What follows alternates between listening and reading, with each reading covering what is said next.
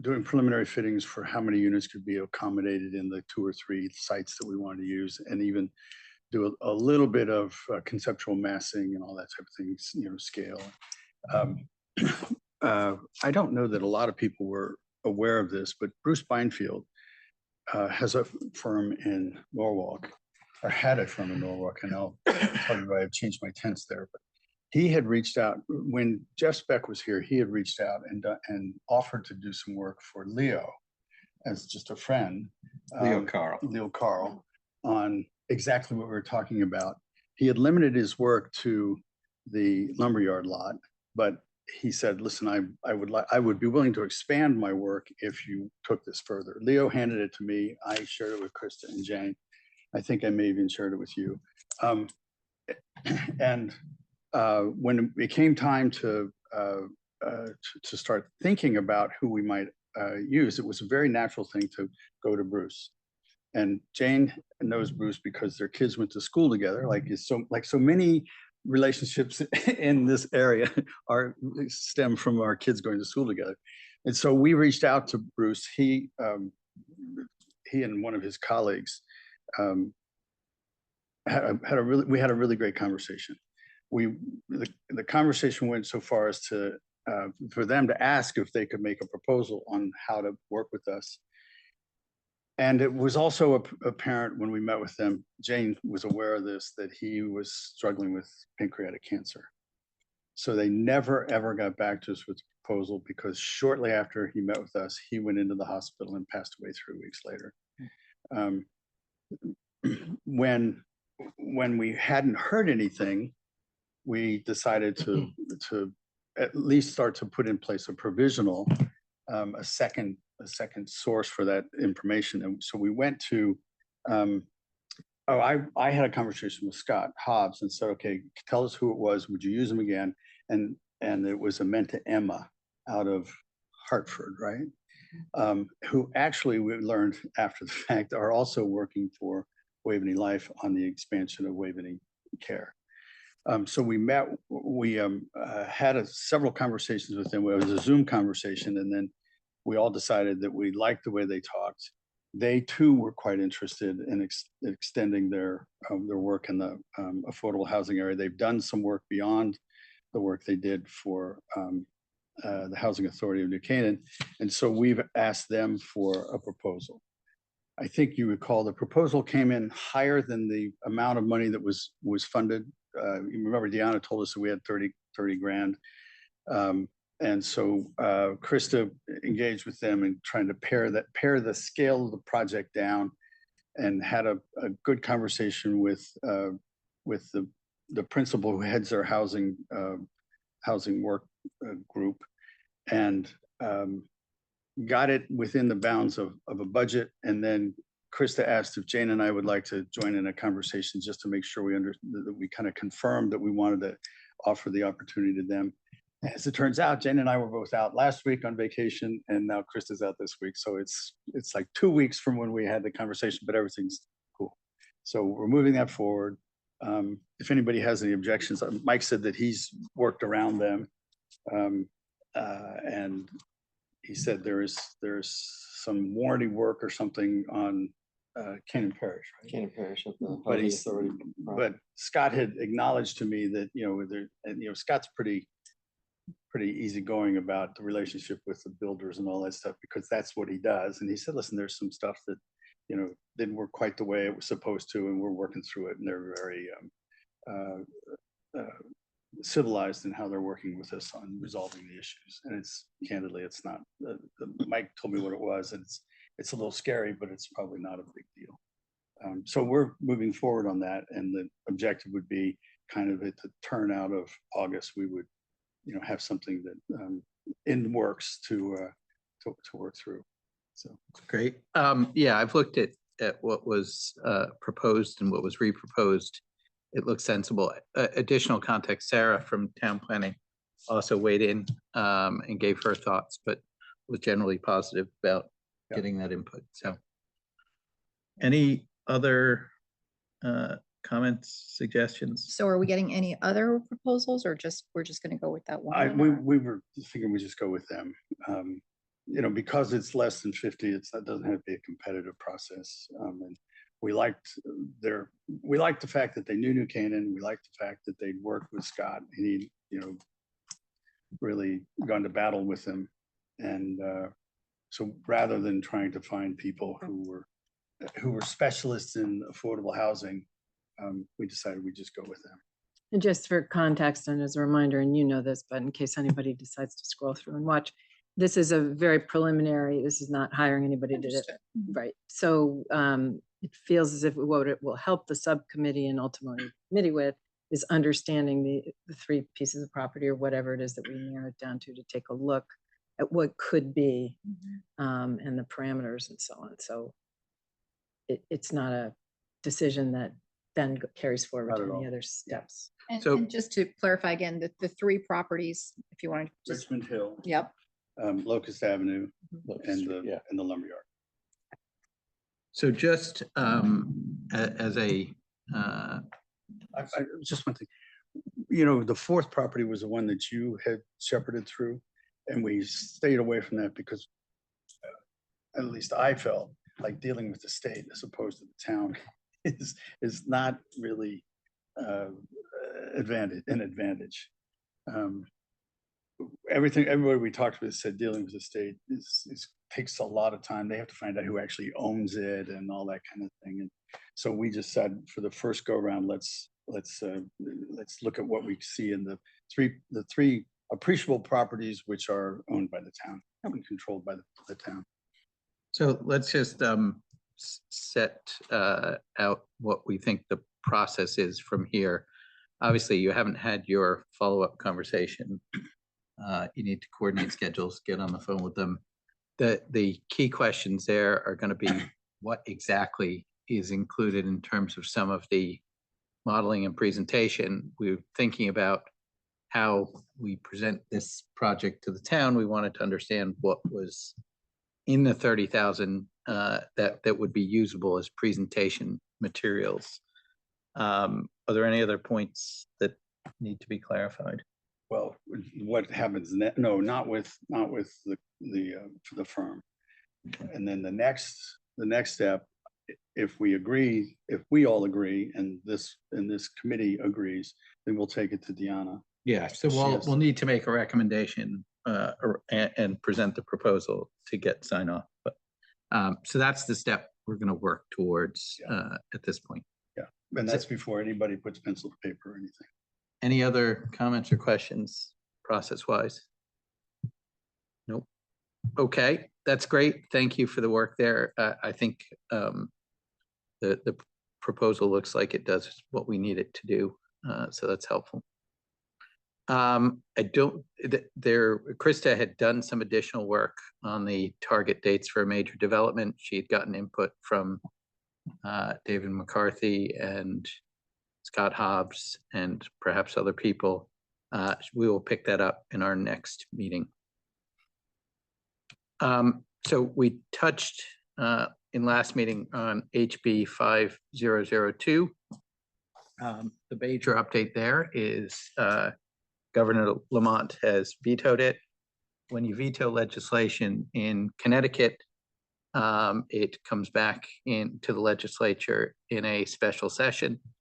So we don't know exactly how things will evolve in the special session, but it's reasonable to assume that we'll see some sort of revised housing-related legislation in that special session. It's just a question about process, and you guys, know the process. So does the governor, does he just open himself to hearing what they're saying in the special session and then give them feedback, or does he actually come in with a proposal of what he would like to see either ejected from the bill or major modifications to the bill? Or, I mean, how does the governor get involved?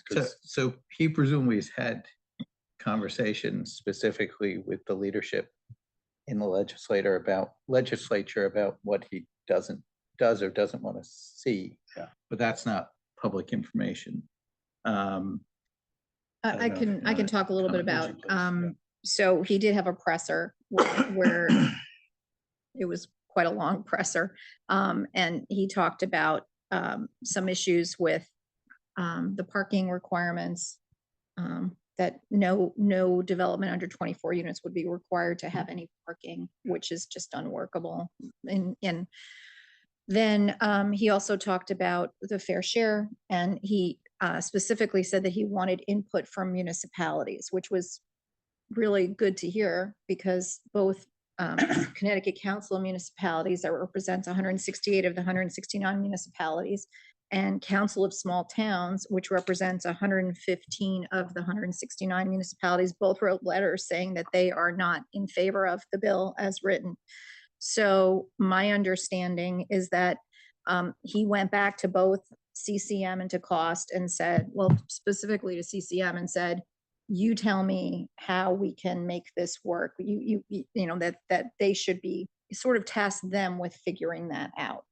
You know, that being said, so I think CCM then went and is talking with the COGS, and the COGS are part of the process as well, because that again involves all the municipalities. And so they're working on something. Now, he didn't call a special panel. He could have done something like A select committee or something. a select committee from the governor's task force of some kind, and he didn't do that.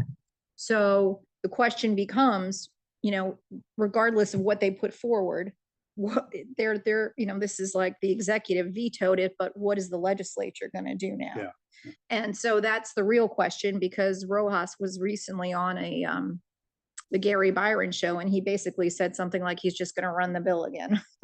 So we'll see what comes out of it. But I know that, you know, definitely the COGS, definitely CCM are taking it seriously. And there's been talk that, you know, the governor mentioned last week that, you know, he was hoping that maybe even this month there might be a special That's what I session. was going to ask you. Is there a statutory time limit, or has he given a time indication of time? And then the second question is, you're very close with Francis. Mhm. Has he started sharing with you what he wants to say and how he wants to participate? in this? He's run some stuff like that they're looking at and considering, because obviously they want to find something that's workable for the towns, and like asked for some feedback on 830G sort of issues and things like that, things that we're seeing out there that are concerns. And so again, but those didn't get hearings, you know, in the regular session. So it's hard to say whether any of that might go forward. So yeah, I mean, they're working on reasonable things. The people, I have a lot of confidence in Francis and his ability. And I also, Sam Gold, who's from Rivercog as well, I also respect him a great deal, and he's very knowledgeable. And so I'm assuming that these two people are working very diligently on coming up with something that would be workable.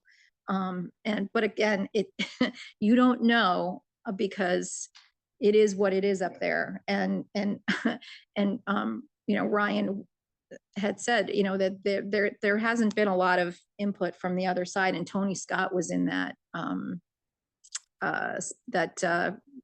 conversation with Rojas on the Gary Byron show. And he basically said that as a ranking, they were never even brought into the room. And normally rankings are brought into the room.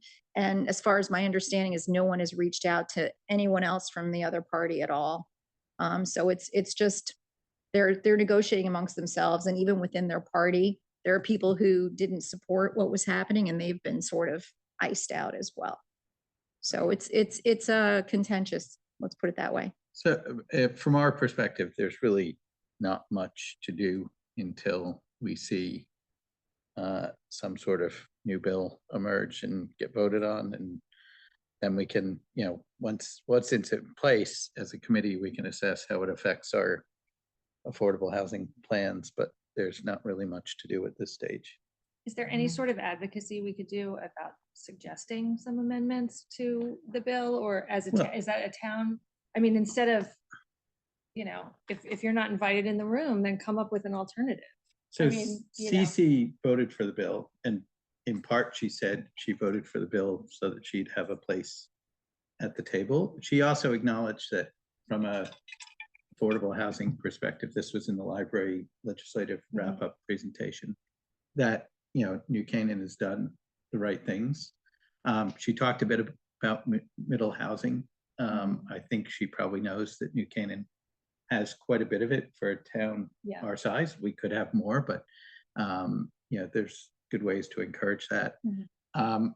I do think, she might be somebody to talk to if you want to express kind of the New Canaan views on these. Yeah, I these mean, I'm things. just wondering if, not necessarily us putting forth a proposal. Like for instance, the part, the parking requirements give me heartburn. The amount in fair share gives me heartburn. The thing that I look at as really impactful, and perhaps this is being a former trial lawyer, is the fee shifting from for legal fees from town to developers. And that to me just seems sort of unconscionable because it would discourage, I think a real, reasonable minds can differ on whether something meets health or safety requirements. And so I would hate to see that happen. And I think it could really impact towns and our town and small towns. And so I'm just wondering if there's a strategy of trying to, instead of just waiting for whatever's going to come out and, whether there's a way to be proactive and say, this is how we would. I'm open to a suggestion. Yeah. I mean, as you know, the town did a letter submission and a number of, a bipartisan group of elected and appointed officials signed that. We could certainly provide a statement to all our state level legislators. I think sometimes that like creates a record, even if it's not, it's whatever we can do to show that, and maybe listing, New Canaan's accomplishments in this area and saying, here's what we're doing. We think we're on the right track. Here's how we would look at it, instead of being reactive and resistant. It might be good to put forth some ideas and just get it out there and get it on the record as like, listen, we understand there's a housing crisis and we're addressing it. And this is, these are things that we think in the bill that was drafted, if they're going to put it forward again, we think that's not a great idea because of X, Y, and Z. And here's what we might suggest instead, without, necessarily committing to any numbers or anything. I'm just trying to think proactively. I'm happy to try and work with you on something. I would love to do. And then we can circulate it once we have a draft, circulate it to the broader committee. One of the things I talked to Francis about was, when you think about, if you look at, because again, that housing crisis number, looking at the stats that came out from the Federal Reserve for March, I'm still waiting for the June 30 results, but through March, what they're showing is the vacancy rate on rentals in Connecticut have improved. So we're no longer the most constrained in rentals development. We are number 16 out of 50 states. We are still tightest in home ownership. So what's interesting is if you look at 830G, it's totally focused on rentals, right? So the thought is, what if you created a situation where you change the hue point structure so that you're agnostic on whether it's a rental development or a home ownership opportunity? Because again, home ownership is all about creating generational wealth, and so there's better chance with that. So that was one of the things I talked to Francis about, was trying to equalize the opportunities so that you as a community can say, well, what is it that we specifically need? Because every town may be different in what they need. Another thing is senior housing. Why is senior housing only worth half a hue point? It shouldn't be. It should be just like any other. Yes, Absolutely. So those are the kind of points that I've made to him that make sense, that Those are exactly the kinds of things I think we could Right. include Yeah. in right. And how those to, are how those to are the improve the bill yeah. so it felt right. Right. So it just, again, so that you as a community are strategically doing what you need, and you can figure out on your plan of conservation development where your holes are and what you need to, allow for in a better way, and then fill that and make it happen. So those are a couple of the things. I mean, there's more, but just to that point about, so we are, and also you should know that the P&Z's chairs, there are a number of them who've already been providing their feedback as well. And so Maria, if a suggestion, just brainstorming, you might want to talk to Francis and say, is there anything, if we're going to put a letter like that together, is there anything that he Would be thinks helpful. that would be Yeah. helpful? Yeah, absolutely. right, to push, But I even think just saying, like, we have an affordable housing committee and here's where we stand on this, and we're really working as a town to do it. I think it's instead of it being like divisive and we're here and it's towns versus Hartford and love, we can look a little bit, it can be a little bit more I think that's great. And I think Yeah. a bipartisan letter from a Mhm. committee like Yeah. this should be meaningful Yeah, I think in so the too. process. And I think that that was what was so impactful from this session was that you had bipartisan throughout the state. You had, you know, 169, we had over 10,000 petitions that were sent to the governor from 169 strong alone. So, and that's outside of, you know, any other ones. And I know Yankee had some sort of a petition as well. And there other people obviously sent letters, and so did for selectmen, that those didn't roll through us. Those were independent of that. But, you know, and we had 168 out of 169 towns that sent. So again, it was wide and it was bipartisan, and it was exactly what it is, because this is not a partisan issue at all. It's just Right. about trying to get to the right solutions. Yeah, I think that's. Good idea. Anything else? That's a great idea. We'll work on that and come back to the committee by email at some point. The next is a discussion of the CT Municipal Redevelopment Authority. This is something that recently came to my attention. Deanna arranged a meeting with David Kouris, who's the head of that department. It is an authority set up by the state. It's been funded with $109 million. It is, the goal is to provide sort of infrastructure support to promote housing. And so, you know, in theory, it could do things like help with decking of a parking lot, if that allows us to build on some of that parking land and create affordable housing. It's not just exclusively around affordable housing. It is to promote housing generally, but it's trying to help municipalities execute on their plans. There are some caveats. The biggest of which is in order to engage with them, the town needs to make some commitments around rezoning portions of land. It's something that it's a complicated subject. Other towns have made the commitment and are actively engaged with CT Municipal Redevelopment Authority. I think our Board of Selectmen need to do a little more work before they're comfortable going down this path, but it's something I wanted the group to be aware of. I will circulate by email some notes of the meeting we had. But it was useful. It's such a new agency that the meeting was originally set up with a Gmail account. That's the CT Municipal Redevelopment Authority at Gmail. He now has his email set up. So it's a new initiative. It's the state trying to provide a little bit of financial heft to help get things done. It may or may not suit New Canaan in terms of the prerequisites, but I wanted this committee to be aware. It's Yeah. worth looking Yeah. at. It's real Yeah. money. Yeah. out there, Yeah. right? You Yeah. know? So, and a number of towns have signed up to it. So So I attended a conference. It was in New Haven when it first was well over a year ago. And I just didn't even know I had sat at a table and had lunch with him. he And- seems like a very and he nice was- he guy was a and nice quite guy, yeah. ambitious in trying to make And this so work. I think, you know, at that point, it was still everyone in the room who was there was a lot of zoning officials, and you know, the questions were like, so what are the rules going to be, and what are your expectations? And I think another thing that might be good to do is to have a conversation with, I believe Madison had a conversation with MRTA and then decided to not do it. So I think if we should also find out why someone might have backed away Yep. from something if they decided that, you know, it wasn't going to work for them. But it's interesting. I mean, and there's money. So if there's money there, that might be worth exploring. Why not?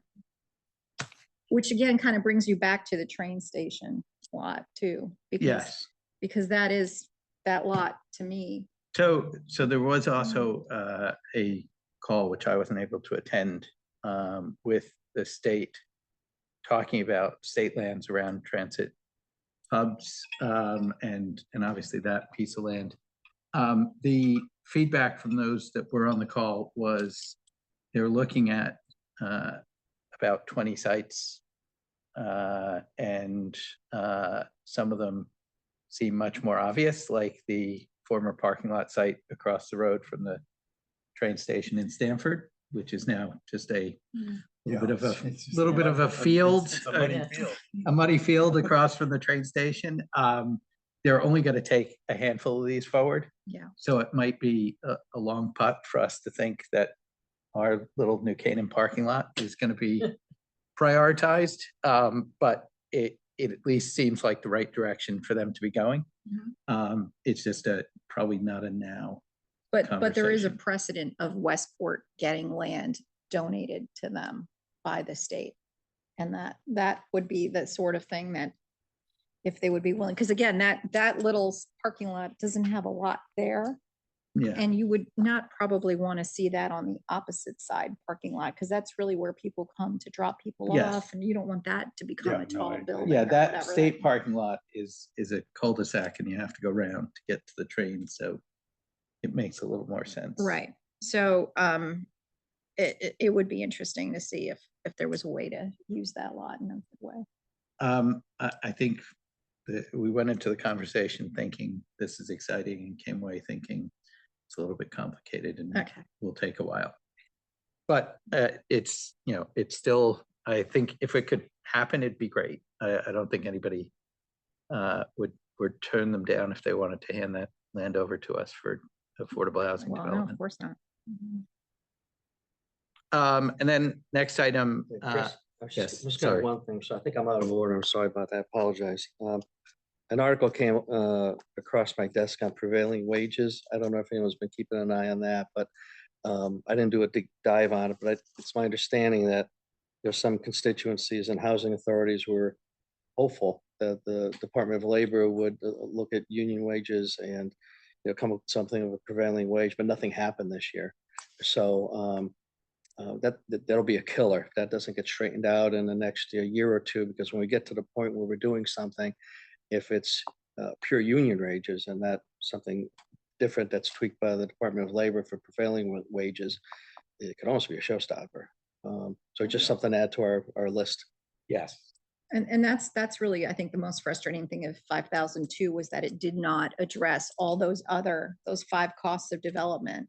And like it's land, it's not just the land and zoning, and that's all they've really obsessed about, but it's the labor cost, it's the laws, meaning the state building regulations, the prevailing wage, the labor cost, that, all these things. I mean, one of the P&Z chair said that, a sheet of plywood used to be $15 and now it's like $50 a sheet. So, I mean, these costs are impactful right now, and that's why things are as expensive as they are. Yes. Anything else before we move on? So there was a recent court decision on Weed Street. The court ruling related specifically to the planning and zoning decision to turn down Weed Street. The judge in the case rejected the arguments that the Planning and Zoning Commission used to turn down the project. I understand from Deanna that the town is filing the paperwork to appeal. Appeal in a case like this is not an automatic right, so you have to do a filing to get approved to appeal. But the town plans to progress in that direction. Separately, the sewer connection remains an issue, and there is a private lawsuit between the Weed Street developer and the neighbors related to accessing the sewer through the easement.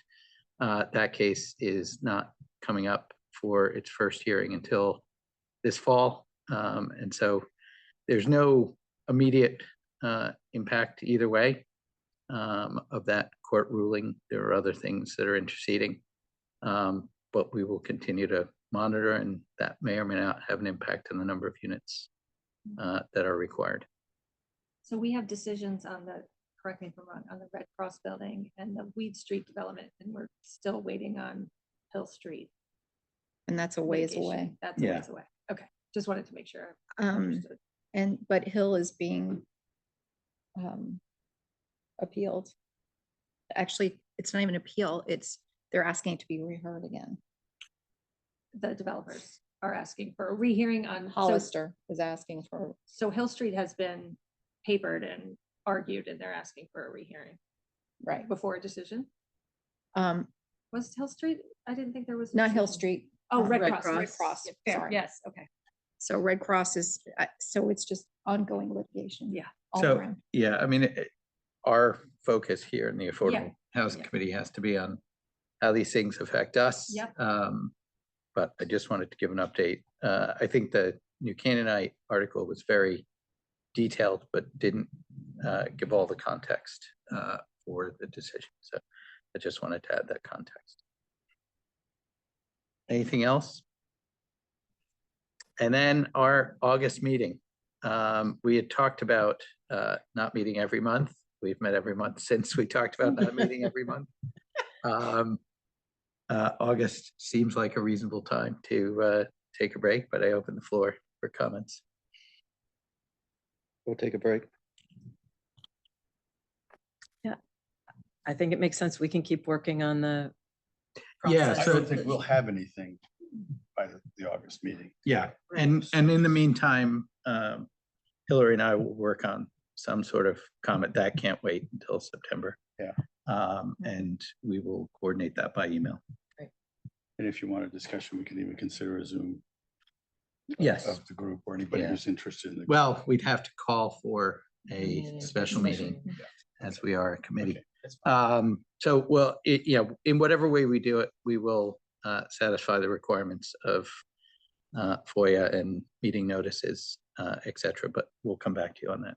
Okay, Maybe we keep it on the calendar. I was just thinking that. And so that we reserve the time and we wouldn't have to schedule a special meeting because we can always Okay, cancel. so you know, we will, right in the week we before. will hold off on officially canceling. But there may be an email to that effect okay. coming up. I think that's really sensible. Maria, do you have a thought on timing for this special session? Did somebody ask that already or do you? They were saying September. Okay, It was a lot of people were saying September because they, the governor was saying maybe July, but I'm not hearing that anybody's coming back. in So that's July. helpful.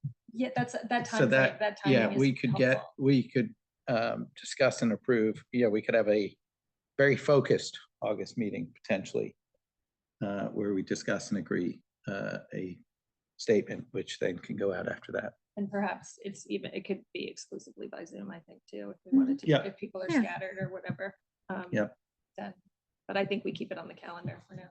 That's a good suggestion. Hillary. Great. Okay, public comment. No public comment. All right, Online. online public comment. Okay, do we have a motion to adjourn? Oh, Motion. Okay, so our. Wait, there's somebody. Sorry. No. Oh, Okay. So Maria is our motion to adjourn. Any second? Second. Hillary, a good second today. All in favor? Aye. Aye. Okay, meeting adjourned. Thank you. Thank you. Well done.